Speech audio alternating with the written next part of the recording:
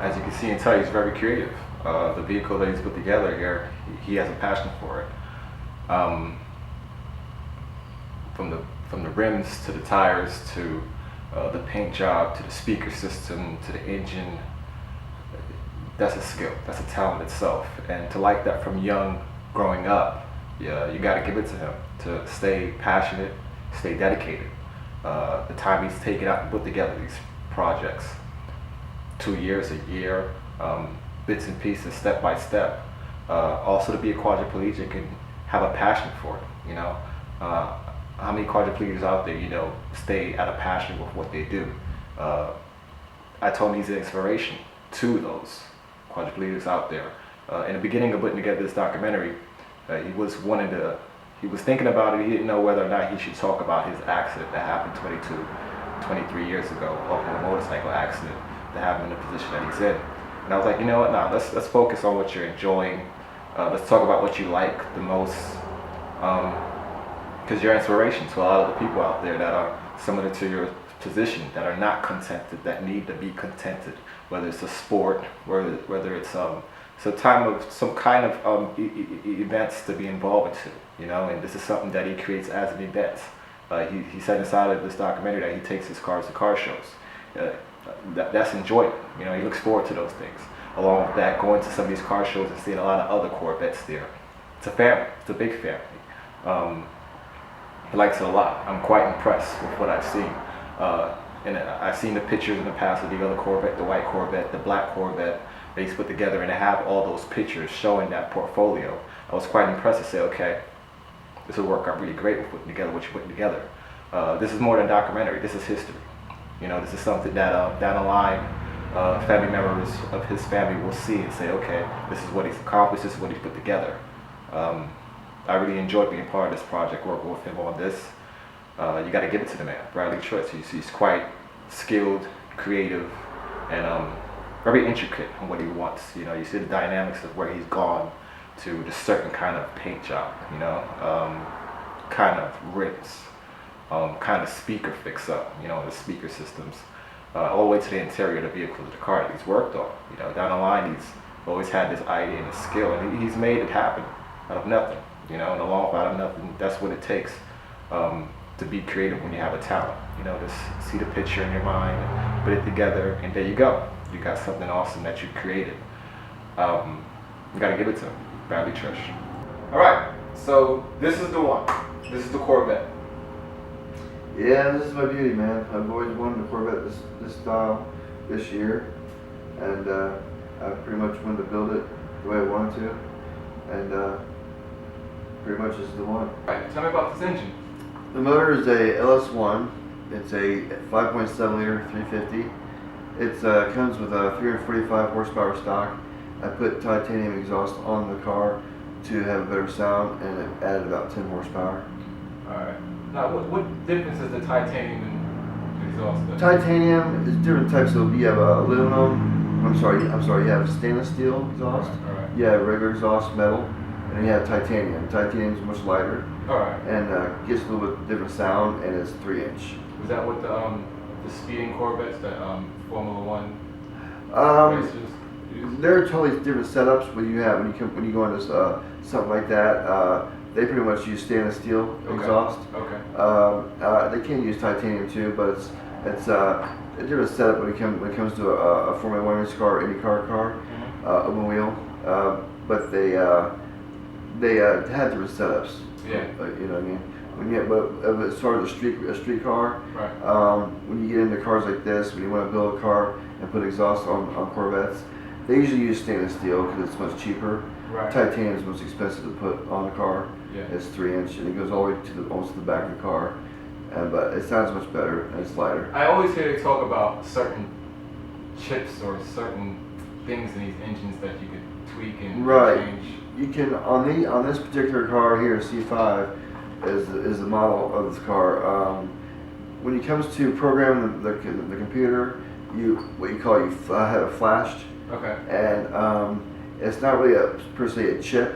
It's more or less you go in and change the dynamics of the programmer with like a Diablo programmer, and it plugs into your dash, and you mess around with that.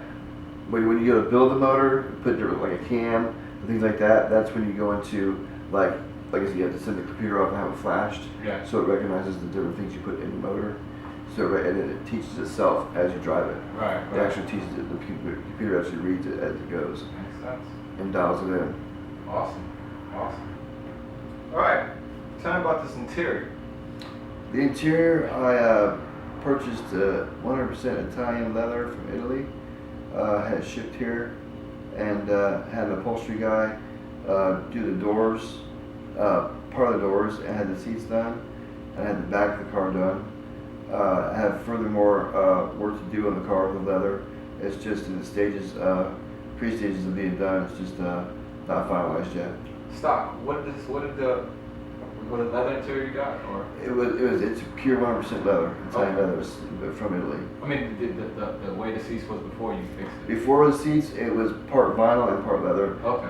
Corvettes don't do all leather because, of course, it's very expensive. Gotcha. But and they have different what you call naga hides, different materials, and I went with the best. Mm-hmm. And I went straight to Italy, called them up, and they delivered me two big hides of black and red Italian leather.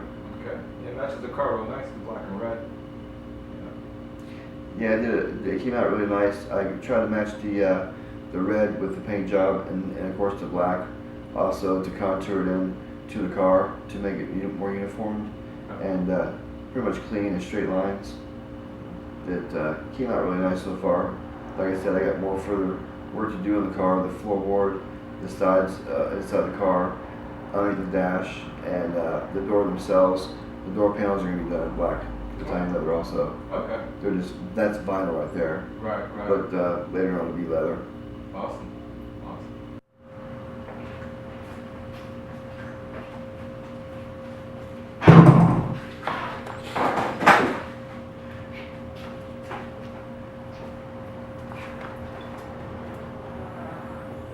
This is really amazing, right? I went to Matt Mark's Car Audio and looked at some of his stereo equipment he has in the shop, and I acquired a JL audio system for the car. It's two W7 13.5-inch subs. I've got 6.5 splits in the back, tweeters, also go in the back of the car. They're also all JL audio. I bought Italian leather from Italy, had it shipped here and had it installed in the car to match the car and contoured into the paint job. And the amps are 1200 watts each for each sub, and the mids and highs, I've got 1000 watts going to mids and highs, and I got 2 batteries in the back, a 5-fair capacitor, and I got a low jack alarm system, and also a Viper alarm that has a remote start and keyless entry. Give me some detail about this body kit you have on this vehicle. The body kit is a aftermarket, every piece in the car replaced. The front end is called a Tiger Shark front end. The hood is called a Stinger hood. I bought the front fenders, front and left and right corner panels called C5cove.com you get them from. They're aftermarket fender, which is a better breathing air vent on the side for if you want to put a turbo in there, or just for looks, for better aesthetics. The lower rocker panels I have on here, they're black. I purchased also for the car to make it look for a lower ground effects style. The rear panels on the side are called Z06 fenders. Right. They bulge out to make it look like a more of a stylish. How would you say it? They call them Z06 fenders. Yeah. And the rear clip, which is the back of the car, is a RK Sports rear end. All right. A rear clip, and the exhaust I had to purchase also to match the rear clip is a Dynamax exhaust system that I attached my titanium 3-inch to the Dynamax to bring out the back of the car to match the tips for the contour of the car.